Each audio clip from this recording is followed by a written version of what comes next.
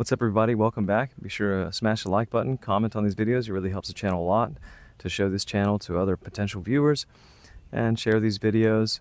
Remember that new videos come out every Sunday. You can always check out the whole playlist by clicking the icon here or the link in the description. And if you'd like to donate and support the channel, there are links in the description for that also. So this is probably going to be the last installment on the wedges. I just want to close out with a little bit of stuff, make sure you have all the information on the posture, a little bit more on the grip, and some alignment and focus. So I had mentioned in the first video regarding weight distribution that it's very helpful to have your weight distribution on the front side of your body, or for me, a right-handed golfer, on my left leg, to have my weight slightly forward. Now, to get the weight forward, I'm not just leaning over like this to put my weight on my left side, but rather I'm kicking my hip over on top of that leg to have my weight there. You see, we can move the hips back and forth to change our weight distribution from our left leg to our right leg without having to move the head so much, just by moving the hips.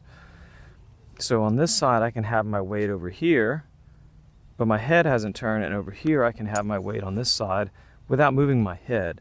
So I can really shift my weight from using my hips from my front leg to my back leg by moving my hips and not so much my head.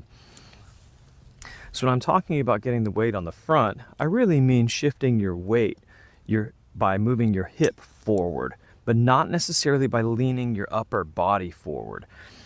If I were to just stand forward and lean forward, this is going to promote a very descending blow, a sharp angle of attack, a steep angle of attack, and it's not going to be that conducive for hitting these shots, because we do want some loft on them. We don't necessarily want to keep them very low.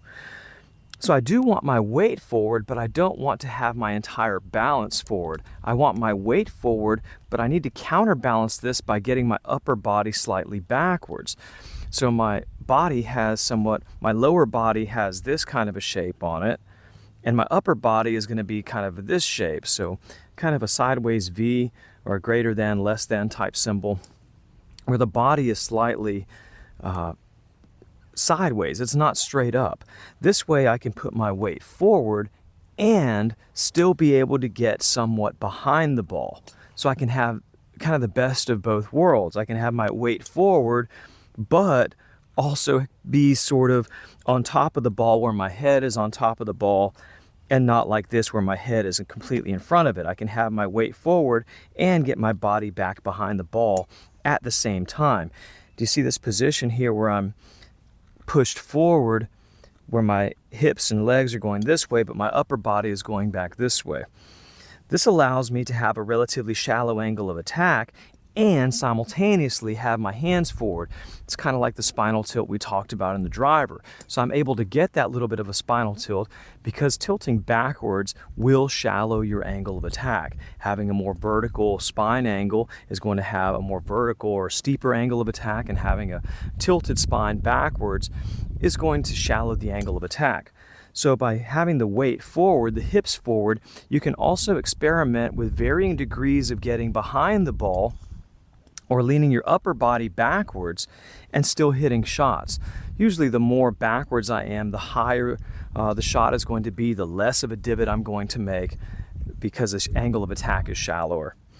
So this is something to keep in mind as I'm talking about weight distribution. We're not just talking about moving forward and leaning on this side, but rather moving the hips forward and getting the weight forward, but still maintaining my upper body on top of my center.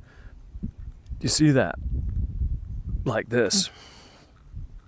So hitting from this position, this makes it much easier than trying to do something like this. So this way I kind of can stay on top of the ball, having the ball under my head. Generally, you want the ball position to be somewhere under our face.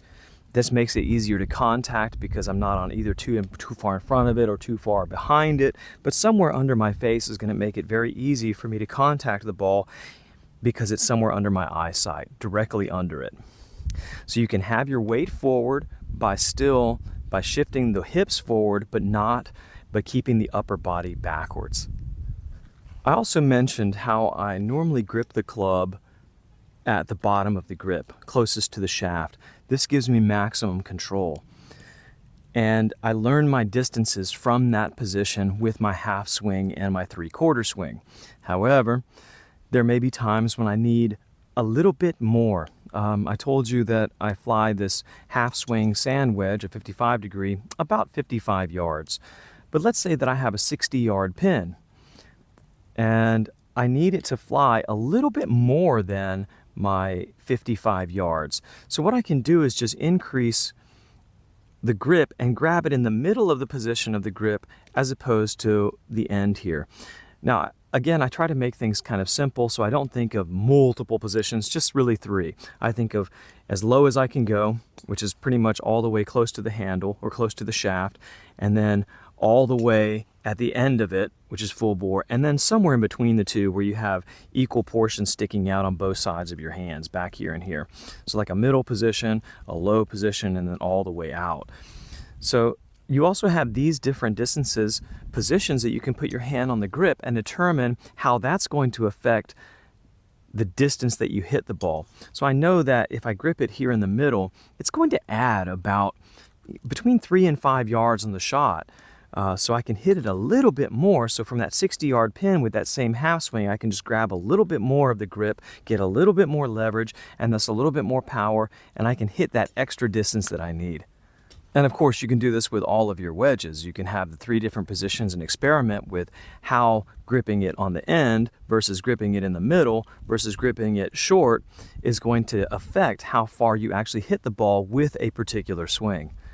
And last but not least, we're going to talk about alignment. In one of the previous videos, I discussed club path and face angle and how that determines where the ball is going to go. And when practicing on your range or at home, you can lay down an alignment stick or a club to determine what straight actually is. So in this case, I have this alignment stick pointed straight at this close flag to me. And I know that I can set up and get my path straight to this alignment stick and then take a swing there and the ball will go towards the flag. But on the golf course, we don't have the liberty of doing that. Furthermore, we can't make any marks on the ground whatsoever to help us align. We have to do this all through visualization and imagination. So I'm going to discuss today the process that I use to align myself when I'm on the golf course and I don't have the aid of the alignment stick.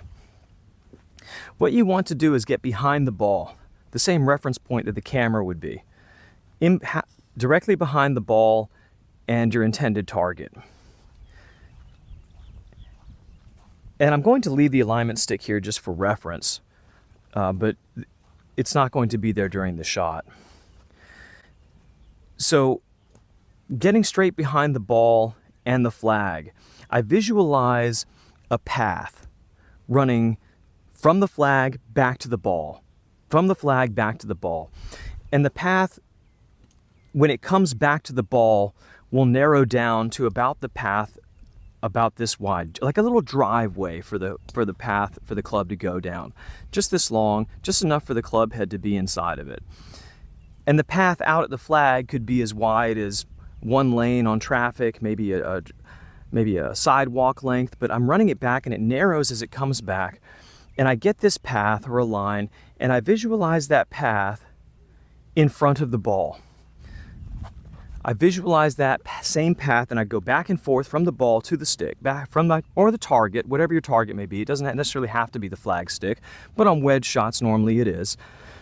So I run my eyes back and forth from the ball to the flag stick until I burn that path into my mind's eye, into my imagination. I burn it into the ground because I run back and forth so many times that I can see it. And then I follow that path all the way back down to the ball and I visualize it out in front of the ball about 2 yards. From here back to the ball. I really focus on that path in front of the ball because that's what I'm going to use to align myself. Once I have that path in front of the ball, then I often will pick a spot that's on that path, an intermediary target, to help me see that.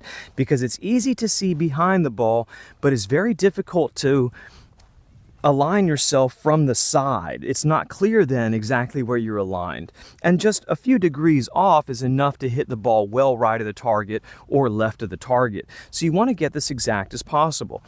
For instance, at this point, there's a little leaf in front of my ball there, about right here. But if I were to send it directly over that leaf, it's actually going to be slightly right of the target. As you can see, that's not going to be parallel with my shaft. So I want to actually line up just on the left side of that leaf. So I would have that as a reference point on the golf course if I'm going to play. Now, of course, I don't tend to use leaves on a windy day because they can move, but I'm going to try to burn that path. Once you burn that path, I eye that path as I approach my ball, and I square up to that path for my practice swing. So now I can see that the path is going like this. I can see that path this way through the ball in front of it.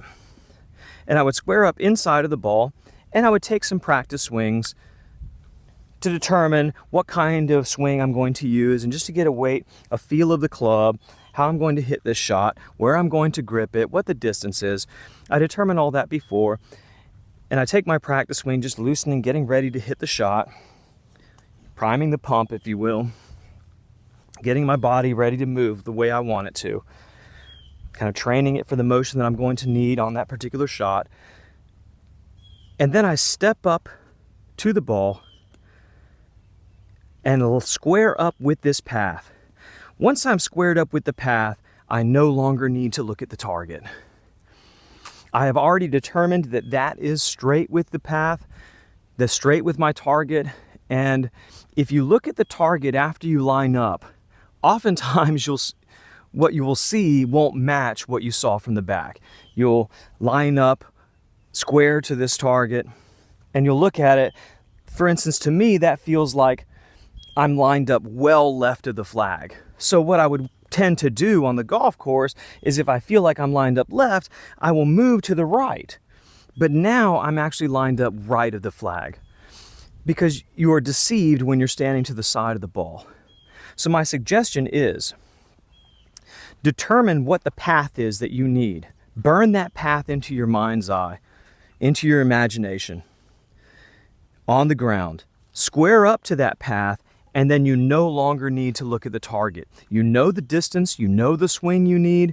Focus on hitting the ball well, making good body movements, making good contact, and your balance. You no longer have to look at the target, look back. Look at the target, look back. If you have a straight path here and the club face is straight, we already know necessarily it has to go down this club, this stick. So once you see that path, you don't really have to look at the target anymore. Focus on hitting the ball well. This is going to help you a lot. That way you won't be focused so much on the target. You will be focused on the process of hitting it well and keeping your shots here in front of you and not somewhere out there. Thanks so much for hanging out and watching. Really appreciate all of you that have subscribed and watched these videos. This is going to do it for the wedge series. We've gone over a lot. I hope by the end of this now you're able to hit your wedges close to the hole and really enjoy that aspect of the game. That's one of my favorite parts. When I get inside 100 yards, or even at 100 yards, I'm really licking my chops. I'm thinking I'm going to knock this close, so I hope you start to feel the same way. So thanks again for watching. Remember, you can always check out 2 of my videos here and subscribe here. See you next week.